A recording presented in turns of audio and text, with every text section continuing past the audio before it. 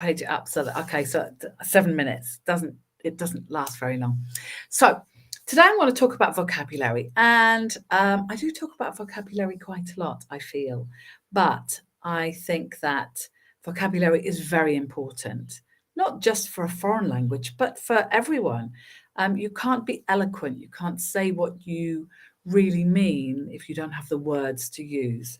So I think it's really important that you focus on vocabulary and do it daily. Remind yourself of words that you want to be able to use, and do it daily so that it stays in the accessible part of your memory bank.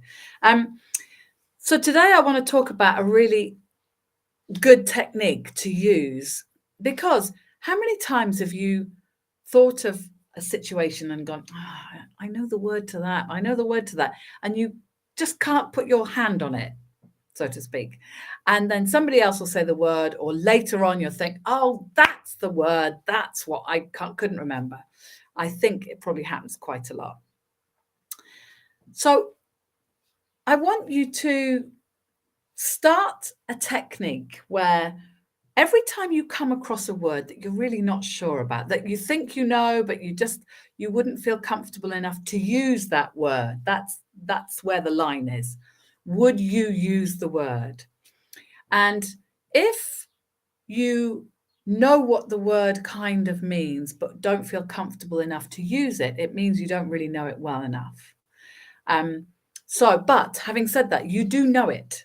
So a great way of improving your vocabulary without learning all of these new words and phrases that you need to learn is to actually use the words and phrases that you kind of know, because that means that you'll be halfway there.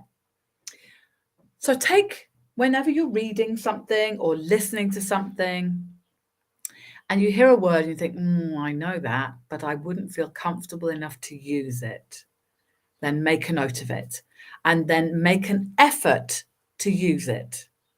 So, for example, I have a phrase today, to take credit for something.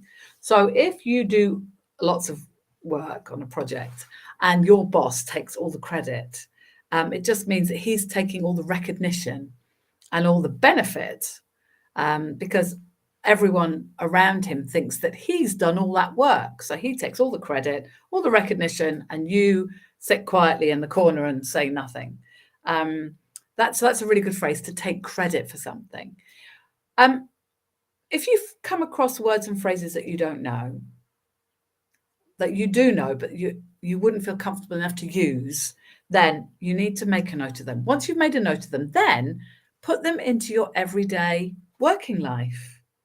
Really make an effort to use them. So I often recommend my students to put stickies on their computer. If they're going to have a meeting in English, put some words and phrases that you'd like to use, useful words and phrases that you'd like to use, put them on sticky notes on your computer. That means, like, if I had sticky notes here and here, you can't see the notes, but I can easily read them without taking my eyes too far from the camera. So it becomes less obvious to other people. But the more you use these words and phrases, basically your main vocabulary, you've got an active vocabulary and a passive vocabulary. So the passive vocabulary is quite big, and these are all the words that you kind of know. And you've got the active vocabulary, which is a vocabulary that you use every day, or that you use very comfortably. You don't have to think about it. You can absolutely say, yes, the weather's a lovely day, nice to meet you. All of these words and phrases are very, very accessible for you. But what I'm suggesting is that you take your passive vocabulary, which is an enormous amount of words and phrases, and start expanding. Sorry, I've got a fly. Expanding your passive vocabulary out, making it bigger and bigger, so that without much effort, without learning any new words and phrases, you will actually be expanding your active vocabulary from this to maybe this, and then this, and then this. Magic. The more that you expand your vocabulary, your active vocabulary, there's no point in having all the words and phrases if you can't use them.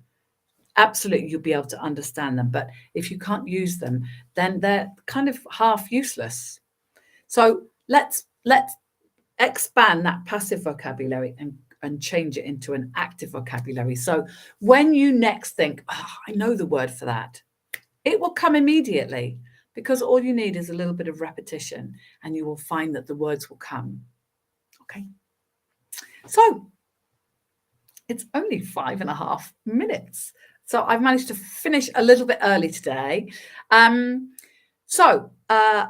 As some of you may know, I'm just going to drop in a few things about what's coming on the up in the diary. So on Saturday, we've got discussion group. We have a weekly discussion group.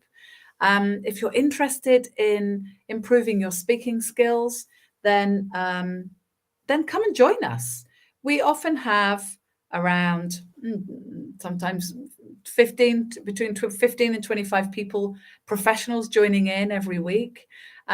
We talk about lots of different subjects. Last week we talked about leadership. This week we're going to talk about negotiation. And it's a great opportunity to practice. Just practice, come and practice speaking. A very friendly bunch of professionals from all different parts of the world. Everyone comes along. We have a chat for an hour on a Saturday, and it's great practice for everyone. If you do need some more help, I'm running my next speaking course, starts on the 1st of February. I will put a link in the description below.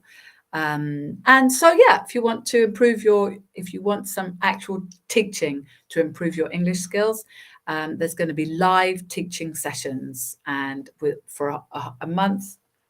I'm going to be supporting you for a whole month, and but the lessons will be done by me live, so you can actually ask all the questions you want to ask. And yeah, I take question and answer sessions at the end of every training. So, okay, 7 minutes has gone. So lovely to see you all today. Hopefully I'll see you all soon. This has been your 7-minute tips to improve your business English. I hope that it was useful. Have a great day.